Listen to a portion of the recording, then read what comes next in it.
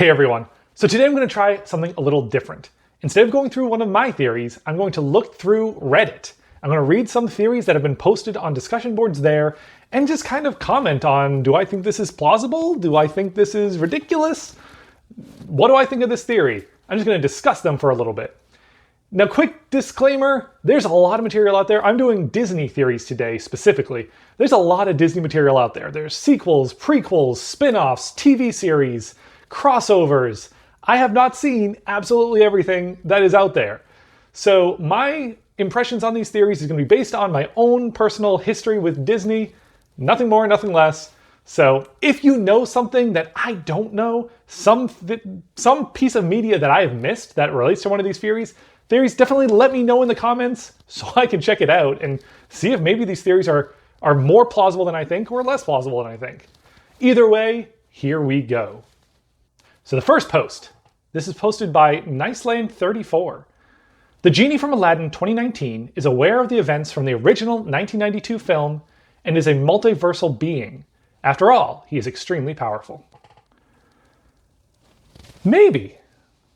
So looking back at the original Aladdin movie, the Genie from the original Aladdin, he clearly knew more than the rest of the world that takes place in that film. He's constantly making jokes about other forms of media that we know of, real life comedians, referencing shows and movies that are outside of Disney's animated universe there. So he clearly knows material outside of its own movie. And there's a lot of fun theories out there. I've heard theories that Aladdin is part of a far in the future, dystopian future, and he being so old, he remembers the way it was before. I've heard an expansion of that he's the one that destroyed the world and made it dystopian, and that's why they're living out in the sand in the desert. It's a lot of fun theories. The possibility of him being a multiversal being also kind of makes sense, that he can see the world outside of his own, outside of the Aladdin universe. So the idea that carries over into the live action 2019 Aladdin, it makes some sense, though I don't get the impression from that movie that Genie knows everything that's going to happen before it happens. So if he knows about the original Aladdin, he should know how this is going to go for him. So if this is a thing, if he does actually know about the original Aladdin, I feel like it would have to be kind of a omnipotence that is not all at the same time. I mean, when people talk about omnipotence in movies and TV shows and books, I feel like there's a discussion of the idea of like knowing everything all the time, all at once. And I feel like if he has that type of omnipotence where he knows even this exact storyline already, then it has to be something where he just doesn't remember it right now. I guess I'm thinking of situations where, like, if you hear a riddle and you know you've heard that riddle before, but you don't remember the answer. It doesn't mean you don't know the answer. You just can't remember it at that moment. And maybe later on, when you think back, you'll remember the answer to that riddle. That's the type of thing that I could see being a possibility here. Maybe the Genie knows this storyline, knows what's going to happen, but doesn't consciously know it. It's not on the front of his mind. And maybe when all is said and done, at the end of this movie, he was like, yeah, this all sounds familiar. I feel like I knew this already. I feel like there's some interesting things there. I'd lean towards guessing that he doesn't know the Aladdin storyline, but it's an interesting thing to think about. So maybe on that one. Theory number 2. This is posted by Antique Zombie 2022. It's titled Raja Shere Khan. Is it possible that Shere Khan hates man so much because they murdered his mate and took his cubs to be sold, and one of those cubs ended up being gifted to Princess Jasmine, who in turn named that cub Raja? That would make me hate man. I thought that Shere Khan hated man because of his deep-seated fear and hatred for, like, guns and fire. Mostly fire, but guns and fire. I thought that's why he hated man, was just like their association with some of his deepest fears.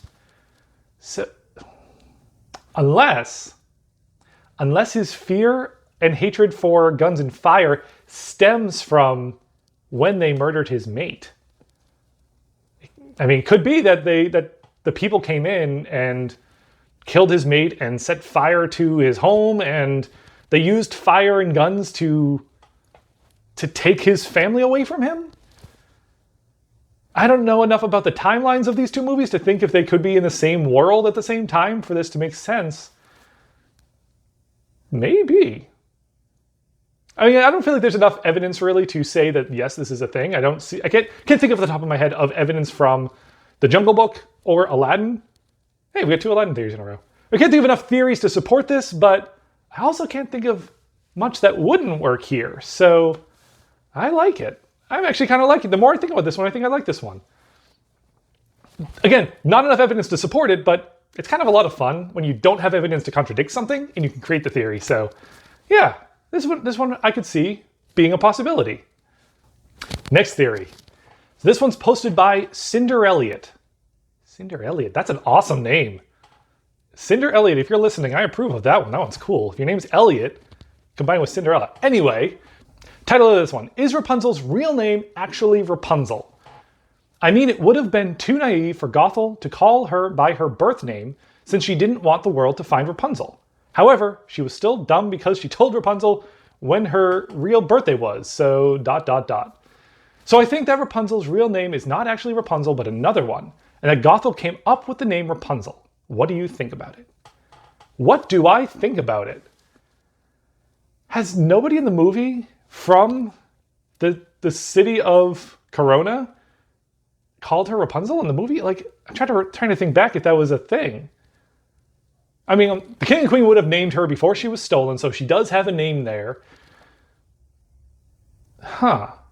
I feel like they would have called her something at some point at the end there when she sees them, but I don't know for sure. I'm gonna guess no on this one. I don't think this one. I think her real name is actually Rapunzel, and here's a couple of reasons why. For one thing, I feel like the impression I get from the movie is Mother Gothel wanted as few lies as possible. It seemed like she was trying to avoid lies. The fact that she gave Rapunzel information on her real actual birthday instead of making something up, it is one hint that it seems like her purpose here wasn't lies. She was very confident in her ability to hold Rapunzel in that tower. To her benefit, it worked. She held her there for quite a long time. So I feel like making things up and lying in regards to who Rapunzel is didn't seem to be part of her overall plan. That said, I do know of the TV show, the Rapunzel TV show that came afterwards, which is phenomenal. I absolutely love that TV show. One of my favorite Disney TV shows that they have created, Disney animated TV shows. So good. But in that, she is called Rapunzel. And it's past the time of her being with Mother Gothel and kidnapping everything. She's living with the King and Queen. She's interacting with Eugene. She has her own life, and everyone still calls her Rapunzel. Except for Eugene, who calls her Blondie and things like that. But he has his own nicknames, but everyone else is calling her Rapunzel. So I feel like Rapunzel is probably actually her name. Based strictly on the movie, I feel like nobody... Like, I can't remember anyone calling her anything else. I'm certain they didn't call her anything other than Rapunzel. So I feel like that would have been a very noticeable thing if she was being called Rapunzel by some of the people and then she wasn't Rapunzel. So I'm going to go with no on this one, but it is an interesting thing to think about. I kind of want to go back and rewatch that movie and see if someone actually calls her Rapunzel. Next theory. This one's posted by The Owner 8. The Owners 1 through 7 did not have a role in this theory. All right, this is my Goofy's wife theory. 1. Goofy's wife cheated on Goofy with the milkman. 2. Goofy wanted to keep their child and his wife did not want the child. 3. So she gave him an option. The child would have to be renamed to Max and Goofy Jr. for him to keep the child. 4. They got divorced after that agreement. So I don't know that I know enough about Goofy's backstory to know... I'm assuming there are things being referenced here that I'm missing. I do find the first part pretty funny. Goofy's wife cheated on Goofy with the milkman. Not that it's funny to cheat on someone with the milkman. The reason I find that funny... I should explain this. The reason I find that funny is because I thought Goofy's wife had been a cow. Like, I could be completely wrong about this, but I thought Goofy... The one relationship I remember him having ever in his whole history, romantic relationship, was with Mirabelle the cow. So it feels a little weird if the cow cheated on Goofy with the milkman? I guess there'd be a relationship there? I don't know. That's just why I find that one a little funny. The rest of this, Goofy wanted to keep the child, renaming him Max, Why did he need to be renamed? Max is a good name. Maybe he was named Max from the beginning? So I don't know. I don't know about this one. We don't really hear a lot, from what I've seen, of Goofy's history, where Max came from, who his mom is. If there is something out there that does explain this, I would love to know. Please let me know in the comments so I can check that out. I mean, this could be somewhat plausible that for some reason there was a conflict between Goofy and his wife and things didn't work out and Goofy ended up with a child. I don't know if the wife left or if she died or... I don't know. I mean, we haven't seen Mirabel Cow in a while. So if Mirabel Cow's the mom, where'd you go, Mirabel? So this could be, some of this could be, but cheating on him with the milkman, I'm not sure I believe that one. That feels like a connection. I feel like a cow and a milkman wouldn't get along. I don't know. Anyway, so I'm gonna guess no on this one. My verdict will be no overall for the whole set. But something happened because Max's mom isn't in the picture. And we know Max is Goofy's actual biological child because Max has traits that take after Goofy. He looks like a younger Goofy and sometimes he starts acting like Goofy and he tries to hide that. So we can see some of that kind of genetic stuff happening. So we don't know, but I'm going to guess no on this one overall, but an interesting thought pattern. All right. Next theory. This was posted by Iris Fell. Is there an Encanto reference in Luca? The famous quote in Luca, Silencio Bruno, said by Alberto, translates to English, means silence Bruno. Bruno, a character in Encanto, has the ability to predict the future. He was known by the citizens of Encanto as a bad person because he was able to predict good and bad things. I don't know if he's a bad person, as people just didn't like interacting with him, because they always interpreted it as bad. In Luca, when they say Silencio Bruno, they say it as a way to overcome their fears and take risks. Something bad usually happens after they say this. So, maybe it's Bruno warning them of what's happening. What do you think? So there's some fun theories out there as well about Bruno and links between Encanto and Luca, that it could be the same Bruno, that there's one theory I heard that is a lot of fun, where that it is the Bruno from Encanto, and that he left the family, managed to get out, and he went and met a sea monster, fell in love, had a child, and then she was killed by the citizens. And so he was protecting young Alberto, but then he had a vision of the life he would lead with or without him, and he felt like that vision led him on the path to leaving. That the vision told him that if he stayed, things wouldn't go as well for Alberto, but he'd be fine if he left. He'd do well if he left, so he decided to leave. And that is a very fun theory.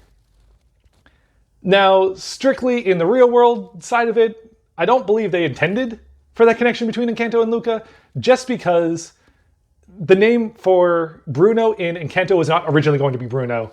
That was a change made because they wanted to fit in the song. We don't talk about Bruno. They changed the name to Bruno so that they could have the line, we don't talk about Bruno, no, no, no. We don't talk about Bruno. And so they wanted that line, so they named him Bruno, and that came after Luca that had the name Bruno in there. So I think that was the way that the name actually ended up there, is that they already used the name, but they wanted it again because it fits so well in Encanto. But we're not talking about the real world. We're talking about the awesome world, the Disney universe that's out there. Is it possible that there's an Encanto reference in Luca and that it is the same Bruno? Yeah, it's possible. If you want that to be your headcanon, go for it. Now, the idea that something bad always happens after they say Silencio Bruno, I don't know if something bad happens when they do it because they say that. To me, they're saying Silencio Bruno because they're about to do something reckless.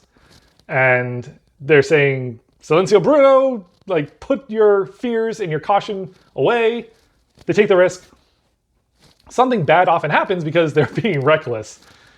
I don't know if it's necessarily because of Bruno. Bruno was never really seen to be able to, like, psychically connect to people, and that's what I'm getting out of this, is the idea that he's in their head telling them not to do these things. I don't know if I believe about that. But the idea that Bruno could have been the father of Alberto, or have been connected in there, and it could be a relationship between Alberto and Bruno, Silencio Bruno, he's silencing his father who is no longer around and maybe was an extremely cautious person before, hiding him away in that tower. That I do believe. And so, like, I fully support the headcanon of it being the same Bruno, if that's the way you want to go with this, because it's a lot of fun for a theory. So sure, is there an Encanto reference from Luca? I'm going to verdict yes. So there we have it. I think that's enough theories for today. What do you think? Do you think I got these right? Do you think I got these wrong? Are there any that you know something that I am completely missing? Please let me know. I love Disney and I love theories. So if you know more information about these Disney theories, keep me posted. Let me know in the comments so I can check out and learn what you know. If you enjoyed this discussion, this read-through of Reddit theories, let me know that as well so I'll know to make more of these. I had fun. This was fun to read through these, and I'm probably going to keep reading through these after I stop recording. Anyway, I hope you enjoyed it. Give me a thumbs up if you enjoyed listening to this. And as always, thank you for watching.